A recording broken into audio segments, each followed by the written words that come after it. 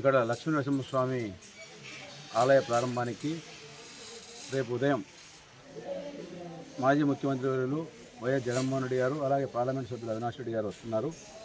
ఇక్కడ రేపు ఉదయం 10 గంటలకు ప్రాతకాల పూజ, మిగతా పూజా కార్యక్రమంలో దాదాపు ఇక్కడ 40 నిమిషాలు జగన్మోహన్ రెడ్డి గారు పూజా కార్యక్రమంలో పాల్గొంటారు. తర్వాత ఇక్కడ కార్యక్రమం అయిపోయిన తర్వాత ఎద్దుల పోటీలు కూడా ఉన్నాయి. ఆ తర్వాత సాయంకాలం కోలాటము ఇన్ని ఉన్నాయి. ఈరోజు సాయంకాలం తాళాల భజన పోటీలు ఉన్నాయి. వీటన్నిటికీ రాష్ట్ర స్థాయిలో పెట్టి ప్రైజ్ మనీ ఈ ఆలయం తరపున ప్రైజ్ మనీ అలాట్ చేసి ఫస్ట్ ప్రైజు, సెకండ్ ప్రైజు ఈ విధంగా రాష్ట్ర స్థాయిలో జరుపుతున్నాం. అలాగే ఎల్లుండి సీనియర్స్ విభాగము రాష్ట్ర స్థాయి ఒంగోలు జాతి ఎద్దుల పోటీలు ఉన్నాయి. దానికి కూడా మొదటిగా ₹1,00,000 పెట్టాం. ఈ గుడి బ్రిటిష్ కాలం నుంచి ఇక్కడ చిన్న గుడి ఉండేది. ఆ గుడి శిథిలావస్థకు చేరుకుందని చెప్పి గ్రామస్తులు మొత్తం గ్రామంలో ఉన్నటువంటి వారి అందరికీ ఆయన ఇంటి ఎలవేలుపు కాబట్టి 50% అందరికీ ఆయనే ఇంటి దేవుడు కాబట్టి ఒక మంచి గుడి కట్టాలనే సంకల్పంతో గ్రామస్తులందరూ సహాయ సహకారాలు అందిస్తే ఒక ₹24 లక్షల గ్రామం తరఫున వచ్చిన డబ్బులు కడితే జగన్మోహన్ రెడ్డి గారు ముఖ్యమంత్రిగా ఉన్నప్పుడు పార్లమెంట్ సభ్యులు అవినాష్ రెడ్డి గారి సహకారంతో ఒక 96 లక్షలు శాంక్షన్ చేస్తే 1,20,00,000తో గుడి కట్టడం జరిగింది. అలాగే ఈ గుడికి వంక ప్రాంతంలో ఉంది కాబట్టి దీనికి ప్రొడక్షన్ వాళ్ళకైతే దాదాపు ₹70 లక్షలు, ఇది కనెక్టివిటీ రోడ్డుకు ఒక 30 లక్షలు, ఇక్కడ కలవట్లు దాదాపు ఈ గుడికి కాకోకుండా గుడి అన్ని కలిపితే దాదాపు ₹2,50,00,000 ఇక్కడ ఖర్చు చేయడం జరిగింది. మంచి గుడి కట్టుకున్నాం. రేపు ఈ 3 రోజులు మంచి పండుగ వాతావరణంలో ఈ గుడి ప్రారంభం జరుగుతూ ఉంది.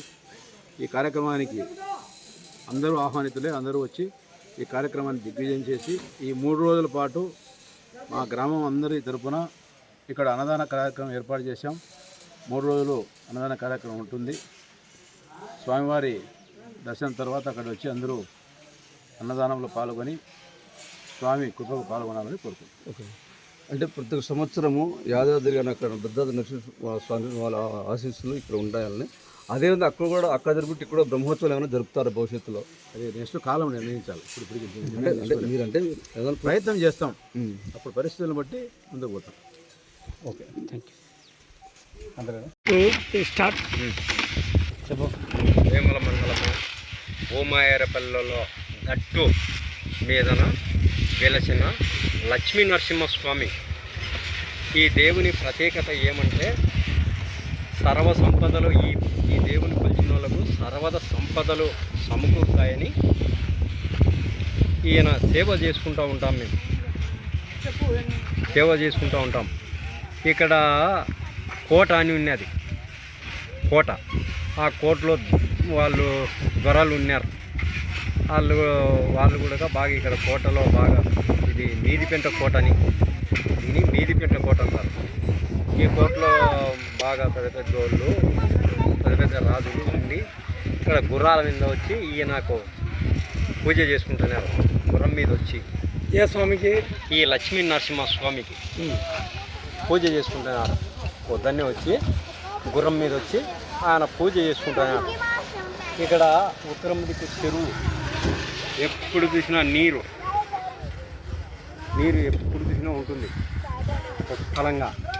దీని ప్రత్యేకత ఈ దేవుని కొలిచిన వాళ్ళకు ఏ ఆపదలు లేకుండా సర్వ సౌకర్యాలు సమకూర్చి ఉన్నాం సార్.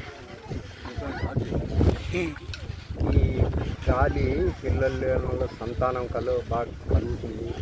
గాలి